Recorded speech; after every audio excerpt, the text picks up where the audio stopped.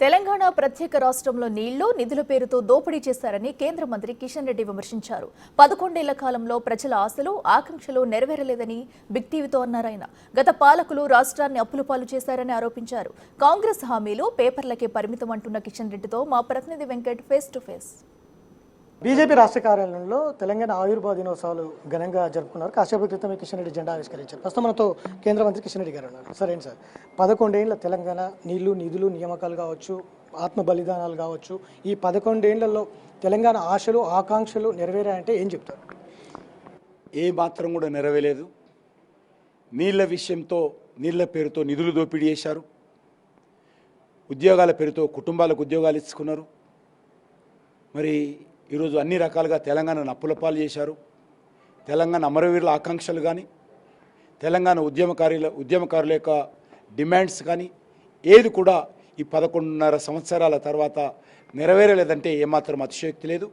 అందుకే ఈరోజు తెలంగాణ ప్రజలు కూడా ఆలోచన చేయాల్సినటువంటి అవసరం ఉంది. తెలంగాణ మిగులు బడ్జెట్తో ఉన్నటువంటి తెలంగాణ ఈరోజు 10 లక్షల కోట్లకు పైగా అప్పుల పాలైంది. తెలంగాణలో ఈరోజు ఉద్యోగస్తులకు సకాలంలో జీతాలు ఇవ్వలేనటువంటి పరిస్థితి, పేద పిల్లలు బడుగు బలైన పిల్లలకు సంబంధించినటువంటి కాలేజ్ ఫీజులు రియంబర్స్మెంట్ చేయలేనటువంటి పరిస్థితి, ఈరోజు రిటైర్మెంట్ అయితే ఉద్యోగస్తులకు వాళ్ళు జమ చేసిన డబ్బులు కూడా ఇవ్వలేనటువంటి పరిస్థితి, ఏ ఒక్క చిన్న అభివృద్ధి కార్యక్రమాలు కూడా చేపట్టలేనటువంటి పరిస్థితి. ఈరోజు హామీలు బీఆర్ఎస్ హామీలో కానీ కాంగ్రెస్ పార్టీ హామీలో కానీ మరి హామీలు పేపర్ మీదనే పరిమితం అవుతున్నాయి, గాలికే మాటలు మాట్లాడుతున్నారు తప్ప క్షేత్రస్థాయిలో తెలంగాణ అభివృద్ధి వెనుకబడిపోయిందని ఈ సందర్భంగా మనం చేస్తాం. బీఆర్ఎస్ ప్రభుత్వం బంగారు తెలంగాణ అంటుంది అన్నది, ఇప్పుడు కాంగ్రెస్ ప్రభుత్వం ఒక విజన్ తెలంగాణ దేశానికి మోడల్ అని చెప్తోంది.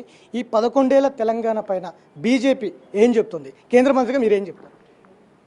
కేసీఆర్ బంగారు తెలంగాణని పదే హామీలు ఇచ్చాడు. దళితుని ముఖ్యమంత్రి చేస్తాడు. దళితుని ముఖ్యమంత్రి చేయాల్సినటువంటి కుర్చీలో ఆయనే కూర్చున్నాడు.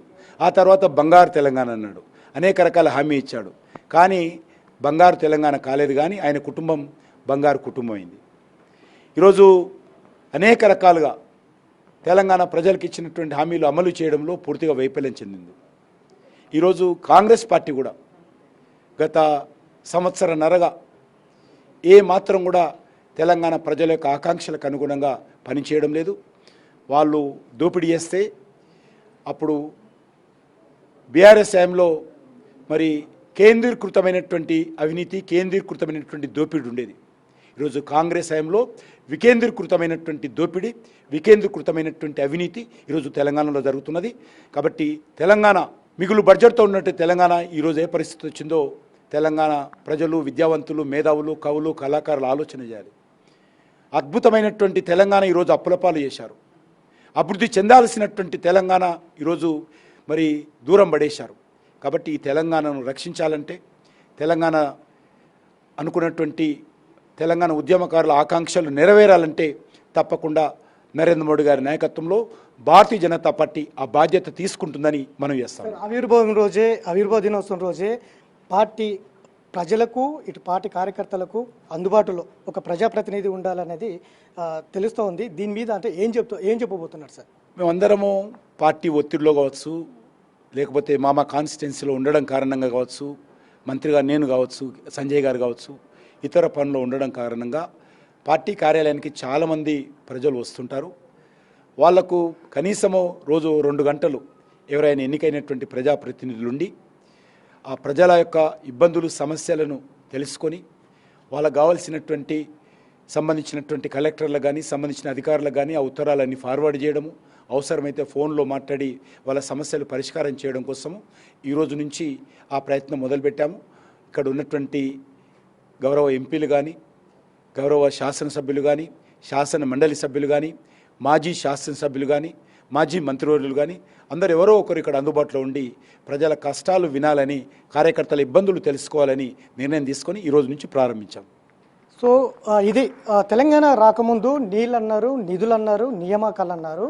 తెలంగాణ రాకముందు 1300 బలిదానాలు జరిగాయి. కానీ తెలంగాణ వచ్చిన తర్వాత నీళ్ల పేరుతో, నిధుల పేరుతో, నియామకాల పేరుతో దోపిడీ చేశారు. కాంగ్రెస్ బీఆర్ఎస్ రెండు ఒకటే. బీఆర్ఎస్ అడుగుజాడల్లోనే కాంగ్రెస్ నడుస్తుంది అనేది కిషన్ రెడ్డి చెప్తున్నారు. దాంతోపాటు తెలంగాణ ఆవిర్భావం దినోత్సవం రోజే ఇటు పార్టీ రాష్ట్ర కార్యాలయంలో ప్రజాప్రతినిధి ఒకరుండాలి. ప్రజల సమస్యలు, పార్టీ కార్యకర్తల సమస్యలు తెలుసుకునేందుకు ప్రజాప్రతినిధి రోజు ఒకరు 2 గంటల పాటు రాష్ట్ర కార్యాలయంలో ఇవాల్టి నుంచి అందుబాటులో ఉండబోతున్నారు అనేది కూడా కిషన్ రెడ్డి చెప్తున్నారు.